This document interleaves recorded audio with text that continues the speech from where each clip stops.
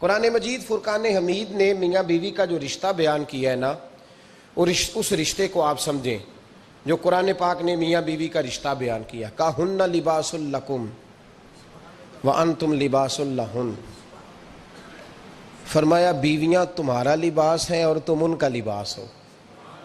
وہ تمہارا لباس ہے اور تم، اللہ اکبر، کیسا خوبصورت لفظ قرآن پاک نے، ہن لباس لکم وانتم لباس لہن، فرمایا وہ تمہارا لباس ہے اور تم، سمجھ آ رہی ہے نا جی بات کی، وہ تمہارا لباس ہے اور تم ان کا لباس ہو۔ تین خوبیاں تو ہر لباس میں ہوتی ہیں، تین چیزوں کے لیے لباس پہنا جاتا ہے، تین چیزیں، تین قسم کی آسائشیں لباس میں پائی جاتی ہیں، اس پر تو تمام مفسرین کا اتفاق ہے۔ سب سے پہلی چیز، لباس جو ہوتا ہے وہ بندے کو گرمی اور سردی سے بچاتا ہے۔ سخت سردی میں لباس لے لیں تو بندہ سردی سے بچ جاتا ہے۔ اس کا مطلب یہ ہوا کہ میاں بیوی ایک دوسرے کا لباس ہیں۔ اگر بیوی کی طرف کوئی تکلیف آتی ہے تو میاں اس کو بچاتا ہے، اور اگر میاں کی طرف کوئی تکلیف آتی ہے تو عورت اس کو بچاتی ہے۔ میاں بیوی ایک دوسرے کا لباس ہے۔ لباس کیا کرتا ہے؟ لباس آدمی کے عیب چھپاتا ہے، اس کے وجود پر کتنے دھبے ہیں، کتنے نشان ہیں، وہ سارے چھپا لیتا ہے لباس۔ میاں بیوی ایک دوسرے کے عیب چھپانے والے ہوتے ہیں، عیب بتانے والے، رونا رونے والے نہیں ہوتے کہ بی بی جب بھی میکے گئی اس نے جا کے رونا شروع کر دیا، اتنی میں تانگو دوسرا ہے ہی کوئی نہیں۔ اور خامد صاحب جب بھی ملے انہوں نے ایک ہی راگ الاپنا شروع کر دیا کہ میری کیا بات تھی، مجھے مل کیا گیا ہے، میں کیا تھا، میرے ساتھ ہوا کیا ہے۔ تو لباس ہیں، ایک دوسرے کا عیب چھپائیں گے، بولیے ایک دوسرے کا عیب چھپائیں گے، ایک دوسرے کی غلطیوں کی پردہ پوشی کریں گے۔ اور تیسرا لباس کا کیا مقصد ہوتا ہے؟ لباس شخصیت کا آئینہ دار ہوتا ہے۔ لباس آدمی کی اچھی اور خوبصورت طبیعت کا حصہ ہوتا ہے۔ جو لباس ہوتا ہے وہ انسان کو زینت بخشتا ہے، خوبصورت کر دیتا ہے۔ داڑھی والا آدمی ننگے سر پھرے تو خوبصورت نہیں لگتا، ٹوپی پہن لے تو بڑا پیارا لگتا ہے، ٹوپی پہنے تو بڑا، اور اگر امامہ باندھ لے تو نور نالا نور ہونا شروع ہو جاتا ہے۔ اللہ کرے آپ خوش ہو جائیں، آمین تو کہہ دیں، اور اللہ کرے فجر کی نماز آپ امامہ باندھ کے پڑھ لیں، آمین تو کہیں۔ چلو کونی جنہ دی داڑھی نہیں انہوں نے رکھنی چاہیے دیئے، جنہ دی نہیں ہونا نو موضوع نہیں تھا، پر ہماری بھی مجبوری ہے، داڑھی آئی جاتی ہے ہر موضوع میں شامل ہو جاتی، رکھنی چاہیے۔ سب یاد رکھیں لباس آدمی کو زینت دیتا ہے۔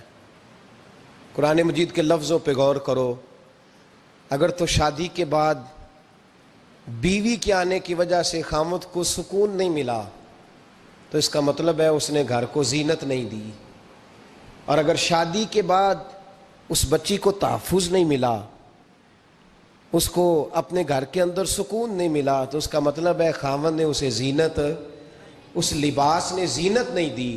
میاں بیوی ایک دوسرے کا لباس ہے۔ اس مقدس رشتے کو اسلام نے باندھا، اور لباس کہہ کے باندھا۔ میرے رسول کریم علیہ السلام نے پہلے تو خارجی لوگوں کو منع کیا ہے۔ میری ذاتی رائے یہ ہے کہ میاں بیوی کی ذاتی لڑائی کوئی بھی نہیں ہوتی، ذاتی لڑائی، میری باتوں کی سمجھ تو آ رہی ہے نا آپ دوستوں؟ کوئی نہیں آ رہی؟ اللہ جزا دے آپ۔ میاں بیوی کی ذاتی لڑائی کوئی نہیں ہوتی۔ ہوتا پتہ کیا ہے؟ لڑکے سے پوچھیں کہ بتائیں جناب کیا حال ہے، تو کہتے ہیں بیوی میری صحیح ہے، اس کے گھر والے نہیں صحیح۔ سنا ہے آپ نے بھی کبھی یہ لفظ؟ تو اسی طریقے سے اگر لڑکی سے پوچھیں کہ تیرا کیا حال ہے، تو کہتی ہے خاوند تو میرا دھیان رکھتا ہے، اس کی اماں نہیں خیال رکھنے دیتی۔ تو لڑائی جو ہوتی ہے وہ تیسرے آدمی کی وجہ سے ہوتی ہے۔ تیری اماں آئی تھی تو اس طرح کہہ گئی، تو تیرا بھائی آ گیا تھا تو وہ یہ کہہ گیا، تیسرے فرد کی وجہ سے۔ میرے نبی کریم علیہ السلام نے تیسرے بندے کو سمجھایا ہے، تیسرے فرد کو حضور نے سمجھایا ہے۔ نبی پاک علیہ السلام نے فرمایا خبردار، ماں، بھائی، بیٹا، باپ سارے لحاظ کریں، بسنے دیں میاں بیوی کو۔ اگر شادی کر دیا تو ان کو سکون سے رہنے دو۔ تم دو جملے کہہ کے چلے گئے، کوئی عیب نکال کے جو چھپا ہوا تھا خاوند کی نظر میں وہ نکال کے بتا دیا کہ تیری بیوی یہ کام بھی کرتی ہے، اب تم تو ہٹ گئے وہ بات کہہ کے، اب انہوں نے اکٹھے رہنا ہے، ان کی زندگی مصیبت کا شکار ہو گئی۔ آزمائش میں آ گئے وہ دونوں، ساری زندگی کڑتے رہے، ایک عیب نکال کے لڑکی کے گھر والے لڑکے کا اسے بتا کے چلے گئے تیرے خامد میں یہ عیب پایا جاتا ہے، وہ ساری زندگی کڑتے رہیں گے، تکلیف میں رہیں گے، انہوں نے تو کٹھے رہنا ہے۔ بتانے والا چلا گیا، میرے رسول کریم صلی اللہ علیہ وسلم فرماتے ہیں لعنتی ہے وہ شخص، لعنتی ہے وہ شخص۔ یا رسول اللہ کون سا؟ فرمایا جو بیوی کو مرد کے خلاف اکساتا ہے اور مرد کو بیوی کے خلاف اکساتا ہے، وہ لعنتی ہے، ملعون ہے، رحمت الہی سے دور ہے وہ شخص۔ انہیں قریب کرنے کی کوشش کر، تو ان کے اندر محبت پیدا کرنے کی کوشش کر۔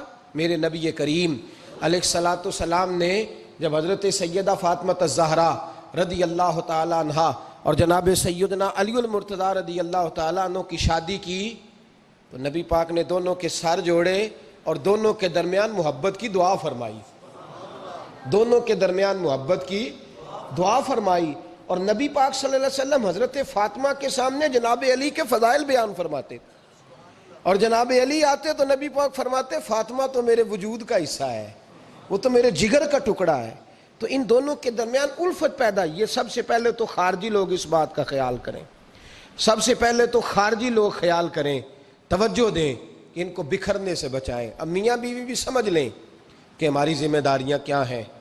مسند امام احمد بن حنبل میں حضرت ابو درداء رضی اللہ تعالیٰ عنہ سے حدیث مروی ہے، نبی کریم صلی اللہ علیہ وسلم کی بارگاہ میں ایک خاتون نے آ کے عرض کیا یا رسول اللہ صلی اللہ علیہ وسلم مجھے بتلائیے خاوند کا حق کیا ہے۔ یہ جو حدیث سنانے لگا ہوں نا، یہ بیٹی کو سنانی ہے، جا کے یہ ٹیلی فون کر کے بہن کو سنانی ہے، صرف بیوی کو سنانے کی نہیں ہوتی یہ چیزیں۔ یہ حدیث بیٹی کو سمجھائیں، بہن کو سمجھائیں، ان لوگوں کو سمجھائیں تاکہ، اور یہ یاد رکھیں خاوند کے حقوق اگر بچی کے گھر والے اسے سکھائیں نا تو اس کی سمجھ میں جلدی آ جائیں گے، اور بیوی کے حقوق اگر خاوند کے گھر والے اس کو سمجھائیں تو اس کی سمجھ میں بات جلدی آئے گی، وہ خیر خواہ سمجھتے ہیں اپنے رشتہ داروں۔ یہ والی حدیثیں ان لوگوں کو سنانی چاہیے جن لوگوں کا بچہ ہے یا بچی ہے، متعلقہ آدمی حقوق بیان کرے۔ جب متبادل چیز کسی کے سامنے آتی ہے تو وہ کئی دفعہ سمجھتے ہیں کہ خلوص اس میں پورا نہیں پایا جاتا۔ حضرت ابو درداء رضی اللہ تعالیٰ عنہ فرماتے ہیں ایک خاتون حضور کی بارگاہ میں آئی، عرض کرنے لگی یا رسول اللہ صلی اللہ علیہ وسلم میں نکاح کرنا چاہتی ہوں، شادی کرنا چاہتی ہوں، مجھے بتلائیے خاوند کا حق کیا ہے، اگر تو میں ادا کر سکتی ہوں تو میں نکاح کروں ورنہ میں اس کام سے بچوں۔ میرے نبی کریم علیہ الصلاۃ والسلام نے فرمایا بی بی اگر خاوند کے ناک سے رینٹ نکلے، ریشہ نکلے، پیپ بہے اس کی ناک سے، اور بی بی اپنی زبان سے وہ صاف کر دے تو پھر بھی اس کا حق ادا نہیں ہوتا۔ حضرت ابو درداء کہتے ہیں آنکھ کھول کے اس عورت نے دیکھا تو میرے نبی پاک نے اگلے جملے ارشاد فرمائے، حضور نے فرمایا تو ان باتوں میں حیرت کر رہی ہے، میں اگر خدا کے علاوہ کسی کو سجدے کا حکم دیتا تو میں عورت کو کہتا اپنے خاوند کو سجدہ کرے، میں اس کو کہتا یہ کام کرے۔ میرے رسول کریم علیہ الصلاۃ والسلام نے حقوق کا تعین فرمایا، حقوق کا تعین فرمایا، اور نبی کریم صلی اللہ علیہ وسلم نے فرمایا جو عورت اس حال میں مر گئی، اس حال میں دنیا سے گئی کہ اس کا خاوند اس سے راضی تھا، اس کا شوہر اس سے راضی تھا، اس کا گھر والا اس سے مطمئن تھا، تو میرے نبی پاک فرماتے ہیں جب دنیا سے جائے گی تو رب کریم جنت کا دروازہ کھول کے فوراً ہی جنت میں داخل فرما دے گا، اس کو بغیر روک ٹوک جنت دے دی جائے گی۔ شرط یہ ہے کہ وہ جب دنیا سے جائے تو اس حال میں جائے کہ اس کا خاوند اس سے شکوے نہ کرتی پھرے، شکایتیں نہ کرتی پھرے، شکایتیں نہ کرے۔ ہمارے زمانے میں شکایتیں ہوتی ہیں اور خواتین، عورتیں اس بات کو سمجھتی نہیں کہ اللہ نے جو میرے نصیب میں رکھا تھا اور جو خاوند رب نے میرے لیے پسند کیا تھا وہ اللہ نے مجھے عطا فرما دیا ہے۔ وہ شکوے کرتی ہیں، شکایات کرتی ہیں، اور دوسری عورتوں کو سامنے رکھ کے وہ فلاں کے حصے میں یہ چیز آئی، فلاں کے حصے میں یہ چیز آئی، فلاں کا خاوند یوں کرتا ہے، شکوہ کرتی ہیں۔ میرے رسول پاک علیہ السلام نے فرمایا عورتیں کثرت سے جہنم میں جائیں گی، کثرت سے۔ تو ایک صحابی رو پڑے، ایک حدیث میں لفظ یہ ہے رو پڑے، عرض کرنے لگے یا رسول اللہ وہ ہماری مائیں بھی ہیں، بیٹیاں بھی ہیں، بہنیں بھی، حضور جہنم میں جائیں گی؟ نبی پاک صلی اللہ علیہ وسلم نے فرمایا ایک تو وہ عیب جوئی کرتی ہیں، غیبتیں کرتی ہیں، دوسرا رب کا شکر ادا نہیں کرتی، اور تیسرا فرمایا اپنے خامند کا بھی شکریہ ادا نہیں کرتی، بات بات پہ ناشکری کرتی ہیں، بات بات پہ ناشکری کرتی، اس سبب سے جہنم میں جائیں گے۔ عورت کے حقوق کا تعین فرمایا، اور ساتھ ہی میرے رسول پاک علیہ السلام نے مرد کی طرف توجہ فرمائی، اور کیا خوبصورت لفظ ارشاد فرمایا تم میں ہر آدمی اپنے آپ کو اچھا سمجھتا اور اچھا کہتا ہے، ہر آدمی کہتا ہے، لیکن کوئی اگر مجھے آ کے پوچھے گا کہ محبوب آپ کی امت میں اچھا کون ہے، تو حضور فرماتے ہیں میں اسے اچھا سمجھوں گا جو اپنے گھر والوں کے حق میں اچھا ہے، جو اپنی بیوی خیرکم لأہلہ، تم میں سے بہترین وہ ہے جو اپنے گھر والوں کے لیے اچھا ہے، اور فرمایا جاؤ میرے گھر جا کے پوچھ لو وانا خیرکم لأہلی، میں تم سب سے زیادہ بڑھ کر اپنے گھر والوں کے لیے اچھا ہوں، تم میں بہترین وہ ہے جو اپنے گھر والوں کے لیے، بال بچوں کے لیے، بیوی کے لیے اچھا ہے۔ رسول کریم علیہ السلام نے خامن کو حکم دیا اور ارشاد فرمایا کہ عورت ٹیڑھی لکڑی ہے، بیچاری کو اللہ نے عقل پوری نہیں دی۔ ایک بچہ چھوٹا ہوتا ہے، ہمیں پتہ ہوتا ہے کہ اس کا شعور پورا نہیں، اگر کوئی غلطی کرے تو کیا اسے نکال دیا جاتا ہے گھر سے؟ بولے، چھوٹا بچہ ہے، وہ کئی دفعہ بڑا نقصان کر دیتا ہے، آپ کیا کہتے ہیں؟ اسے مارتے ہیں، کلاڑی لے آتے ہیں اس کے لیے؟ اس طرح کرنا چاہیے، اس کے ابے کو بلا لینا چاہیے، بےزتی کرنی چاہیے پنچایت میں بٹھا کے کہ یہ غلطی کی ہے تیرے بچے نے۔ بھائی دادا یہ کام کرتا ہے؟ بولے نا، کیوں نہیں کرتا؟ وہ کہتا ہے ہمارا بچہ نہ سمجھ ہے، اپنا پوتا ہے، ہمارا اپنا ہے، اگر ہم اس کا ایپ باہر نکالیں گے تو بڑا کام غلط ہو جائے۔ لیکن وہی ابا جی جب بہو کوئی غلطی کر بیٹھتی ہے تو پنچایت بلاتے ہیں، لوگوں کے سامنے معاذ اللہ تعالیٰ بڑی کڑوی کسیلی باتیں کرتے ہیں، ایسی باتیں کرتے ہیں کہ جو ان کی بیٹی کے بارے میں کہی جائے تو وہ کبھی پسند نہ کریں، اتنے سخت جملے کہے جاتے ہیں، بیٹی والے کو رسوا کیا جاتا ہے۔ میرے نبی کریم علیہ السلام نے فرمایا یہ ٹیڑھی لکڑی ہے، بیچاری کو اللہ تبارک و تعالیٰ نے اپنی حکمت کے تحت عقل عادی عطا فرمائی ہے، تم اگر چاہو گے سیدھی کرنا تو یہ ٹوٹ جائے گی، سیدھی نہیں ہوگی۔ حضور کیا کریں؟ فرمایا اس کے ساتھ گزارا کرو، اللہ تمہیں اجر عطا فرمائے گا، اس کے ساتھ وقت گزارو، اللہ تمہیں اس کا، یہ ذہن بنانا چاہیے خاوند کو کہ یہ، اور خاوند کی ذمہ داری ہے۔ اعلیٰ حضرت رحمۃ اللہ علیہ نے فتاوی رضویہ کی 24ویں جلد میں بالتفصیل لکھا ہے، آپ فرماتے ہیں خاوند کی ذمہ داری ہے عورت کو کپڑا فراہم کرنا، روٹی فراہم کرنا، رہنے کے لیے گھر دینا، نان نفقے کا خیال کرنا، اور آپ فرماتے ہیں اگر وہ مطالبہ کرے تو ہفتے میں ایک دن اس کے ماں باپ سے ملانے بھی لے جا سکتا ہے، ہفتے میں، جی کوئی نہیں بول دے تسی، ہفتے نہیں، یہ نہیں صحیح لفظ، ہر ہفتے اے سوکھ ہے، کدوں ملان کھڑنا ہے؟ پاویں نہ بولو، گل جڑی سچی ہو تے سچی ہے، ملان کدوں لے جانا ہے؟ اچھا اپنی اماں نو روز ملدا ہے سویرے شام، تے وہ کہندی مینوں بھی اماں نو ملا لیا، تے کہندا روز نہیں جائیدا، تو تم بھی نہ ملا اپنی اماں نو روز بھائی۔ لیکن اعلیٰ حضرت فرماتے ہیں ہفتے میں ایک دفعہ ماں باپ سے، بولے،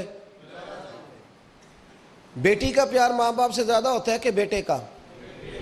لو تو سارے نو پتہ ہے، یعنی تسی گھٹ کر دے ہو نا، تاں بیٹی دا نام لیا جے، صحیح بات کر رہا ہوں؟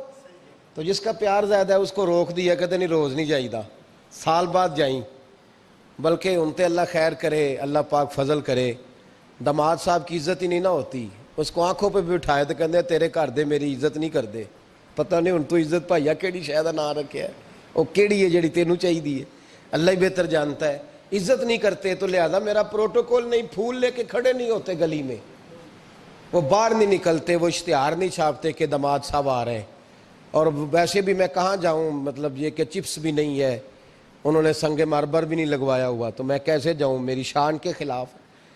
اعلیٰ حضرت فرماتے ہیں ہر ہفتے وہ بیٹی جو ہے، تو بیٹیاں بیٹیاں ہوتی ہیں، اور یہ تو اس دن پتہ چلتا ہے نا جب اپنی بیٹی بندہ ڈولی میں ڈالتا ہے، پھر پتہ چلتا ہے کہ دل کرتا ہے ہر ہفتے اس کو ملنے کو، دل کرتا ہے کہ وہ آئے، چہرہ دکھائے، ایک دفعہ مل جائے، ہر ہفتے اس کو ملوانے لے کے جائے، اس کی غلطیاں معاف کرے، اس کے عیبوں پہ پردہ ڈالے، اس کی کوتاہیوں کا خیال کرے، اس سے درگزر کرے، میرے نبی کریم صلی اللہ علیہ وسلم نے فرمایا میں اپنی امت کو حکم دیتا ہوں کہ اپنی بیوی سے بغض نہ پالنا، بغض نہ پیدا کرنا، کوئی غلطی کرے تو بغض نہ پیدا کرنا، بغض نہ رکھ لینا سینے میں کہ تو ہے ہی ایسی، تو ہے ہی، بغض نہ پالنا۔ اور کیا خوبصورت لفظ ہیں حضرت خدیجہ الکبریٰ کے سرتاج کے، اور کیا لفظ ہیں جناب سیدہ آمنہ کے لال کے۔ میرے نبی پاک فرمانے لگے اگر تمہیں اپنی بیوی کی کوئی عادت ناپسند ہے تو غور کر لو، ڈھونڈ لو، اس میں ایسی بھی عادت تمہیں ضرور مل جائے گی جو تمہیں بڑی پسند ہوگی۔ ڈھونڈ لو، غور کر لو، مل جائے گی، کوئی ایسی بھی مل جائے گی جو تمہیں بڑی پسند ہوگی، وہ بھی تمہیں مل جائے گی۔ ڈھونڈو تو صحیح، تلاش تو کرو، بغض کی اینک نہ لگانا، بغض کی اینک لگا کے دیکھو گے تو کچھ نہیں ملے گا۔ نبی رحمت سید عالم صلی اللہ علیہ وسلم، پہلی بات یہ ہے کہ اللہ کے حبیب نے تعین فرمایا، اور پھر عملی طور پر حضور نے وہ چیزیں کر کے دکھائیں